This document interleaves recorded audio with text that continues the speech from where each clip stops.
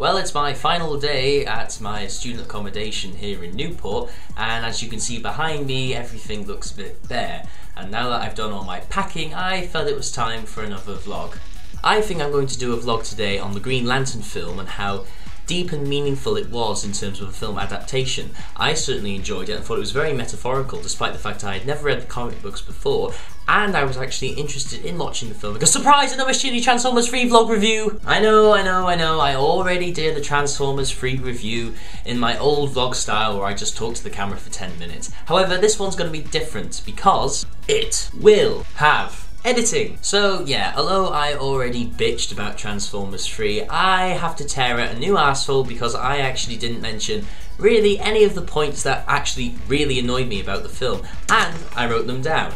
I have 15 points and I'm going to try and get them across the camera as quickly as I can. Point number 1. Why did they have to make JFK's face a CGI creation? Is it really that difficult to find an actor that A, either looks like JFK or just looks similar to JFK to the point where if you just framed it, it would work? Hell, they did it to President Obama in this film. Even in the first 5 minutes of this film I found something to complain about, and that was the CGI face of JFK. It looked bad, it looked tacky, and it looked like it was going to date very, very quickly. Just like the young Jeff Bridges face in Tron Legacy. Number 2.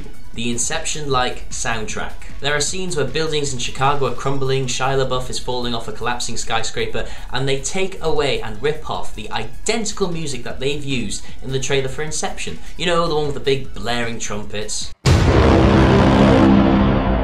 Yes, that one. They ripped it off all the time. I even heard a group of kids sitting behind me say, "Oh, the music's like it is in Inception." Of course, they thought that was really cool. Number 3. The piss-poor career of this writer. The writer, Aaron's something or other, hasn't done any good films really at all, except for The Brothers Grimm. He penned the 3rd Scream movie, he wrote Reindeer Games, a piece of shit Ben Affleck knockoff trash that had Gary Sinise for some reason. He wrote Skeleton Key, The Ring 2, and Transformers 2, despite the fact that that was also written by 2 other people, whereas Transformers 3 was his own pet project, so really it was his first Transformers baby, and my god did it suck.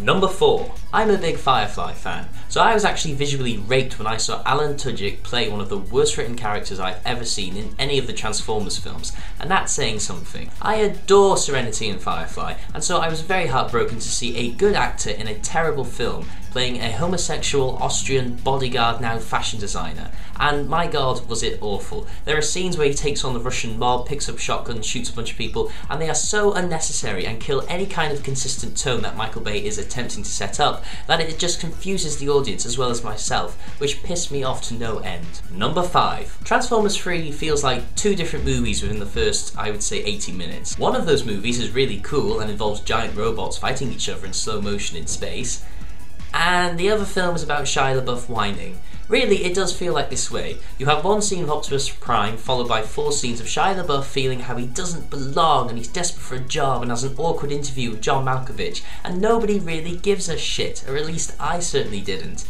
Shia LaBeouf's life, he's got it made. He saved the world twice, he got his college paid for him, he's got one of the most vacuous but attractive girls ever, living in a giant penthouse apartment in Washington DC, and he's whining about how he feels like he doesn't belong. And you know, Shia, it's difficult to sympathise with you when your life is a hell of a lot luckier than most people's. You'll have Sentinel Prime being awakened in space, and then maybe you'll have Megatron fighting Starscream or something like that, and then it just cuts back to Shia LaBeouf whining, trying to get a job, being assaulted by a fucking gay Asian midget, who I'll come on to later, and it just really was horrible. I didn't want to hear it, I didn't want to see it. I wanted to see robots fighting, that's what we pay for. I don't want to see Shia LaBeouf whining about how difficult life is for him. Number 6. The fucking queer Asian guy. Yeah, I told you I'd come back to him. I have never seen more awkward moments in filmmaking than I have with the scenes that this Asian guy called Jimmy Wang that shares with Shia LaBeouf's character. Honestly, this character was a fucking joke. I've never seen a performance that was so inconsistent in any of Michael Bay's films before. He just pops out right at the blue and already knows who Shia LaBeouf is, and what are the odds that they have the same job in the same building on the same goddamn floor? It's preposterous to really think that this was all staged. I absolutely hated this character. Not only did he put gay humour and toilet humour into the exact same scene, but he was cheap and shoddy and his performance was dire, and I was glad when he was killed, believe me, I was. Final Fantasy VII. Wait, I mean number 7. The ridiculousness of Laserbeak. I mean, I get that it's a Transformer and it's a Decepticon and that it's making people work for it, which is kind of cool, I must say, getting human beings to do the Decepticons' bidding. However, Laserbeak just transforms into anything to the point of ridiculousness. I mean, Laserbeak isn't as big as Megatron or Starscream or Sentinel Prime, but it is quite a damn large Transformer in sense of it turns into a, I don't know, a lamp. It once turned into a picture frame or a watch. It just transforms into the smallest things like a TV screen in an office. And really, it was just a really bad excuse for the writer to add in some added tension whenever the scene felt flat, which it did a lot. Whenever the main human villain was put into a corner by Shia LaBeouf, Laserbeak would just sprout out of his ass and then add more tension and actually save the bad guy. It's a really cheap writer's trick and I was sick of it because it happened about 5 times in the film. Number 8. The Britishness of the love interest. I still haven't found out who played this woman, but I do know she is British and I can't really be asked to find out what her character was called. However, her accent was absolutely dire. I guess Michael Bay's opinion of British people is if you're not Cockney, then you're not really British and you shouldn't be in any of his films. I hated her accent and all it does is send Americans a message saying that all British people sound like she does. Thanks a lot. Number 9. Megatron escaped in the first 2 Transformers films and that makes sense. Fine, you can do a sequel. But he got his ass handed to him in those movies. However, in the 3rd film, he has a skirmish with Optimus Prime that lasts about 20 seconds and then he is killed instantly.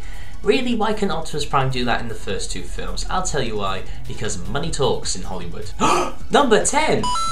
The horrible songs in the film soundtrack. I've already mentioned how the actual composed score is a rip-off of Inception, but also Michael Bay feels like he has to rape our ears as well as our eyes by putting in 2 really cheesy pro-American songs during scenes of Chicago being destroyed and then the final end credits. I hate the kind of music that seems to be so popular in his films, and really when I heard it on the big screen I just wanted to leave immediately. Number 11. The Scottish Transformer. Yeah, I know he was only in the film for about 5 minutes of screen time and he only has a few lines of dialogue, but as soon as I heard him I got pissed off.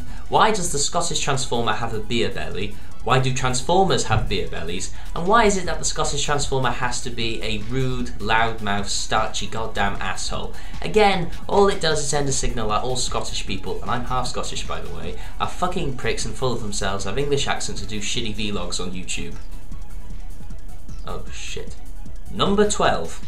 I couldn't stand Megan Fox in the Transformers films. She was put in there because she was eye candy and really I don't find her attractive in the slightest.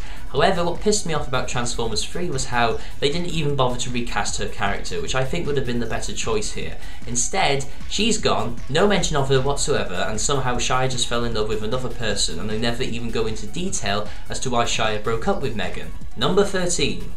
I swear to God that every single fucking scene in this entire film, bar the finale, only lasts 2 to 3 minutes in length. And when I saw Transformers 3, the scenes flew by so quickly that when I went to the toilet, I missed a funny scene with Bill O'Reilly and John Turturro, 2 people who I actually can't stand, at least in this film sense, though Bill O'Reilly is the Antichrist. Number 14. The camera never stays fucking still. I know it's Michael Bay's style, but again, like with the scene length, does he feel like if the camera isn't moving, the audience is bored? Not at all. If anything, the audience will enjoy your films more if the camera just stayed still. Never mind wide shots moving all the time, why don't you just have a static wide shot of Megatron and Optimus Prime battling it out? Is it really that difficult to frame? And finally, number 15. The length. This film is 5 minutes longer than Transformers 2, and Transformers 2 was about 30 minutes longer than it should have been. These films are way too long for the stories that they have. If they were shorter in length, the scripts wouldn't have to be so convoluted with all these minor characters and their feeble attempts at character development. Why can't you just have a simple story of robots fighting, like the first film? Instead, 2 and 3 have to try and go on this epic odyssey of time and length, adding all these minor characters that nobody cares about, lots of setups that never get delivered and scenes that are just forgotten later. The amount of plot holes and inconsistencies, bad writing, location and time skewing is appalling in these films, and it's all because Michael Bay just wants to make them 3-hour long epics, and you shouldn't do that. The films are too long, Transformers 3 was definitely too long, I can't see why you can't just trim it down. Those are my points. I've said everything that I want to say about Transformers 3, and really, if there is a 4th film, you can bet that I'll be all over it on YouTube. If they don't take my account away like they did the first time, and the second time. And, well, 3rd time's the charm. So until then, goodbye Michael Bay, and goodbye Internet.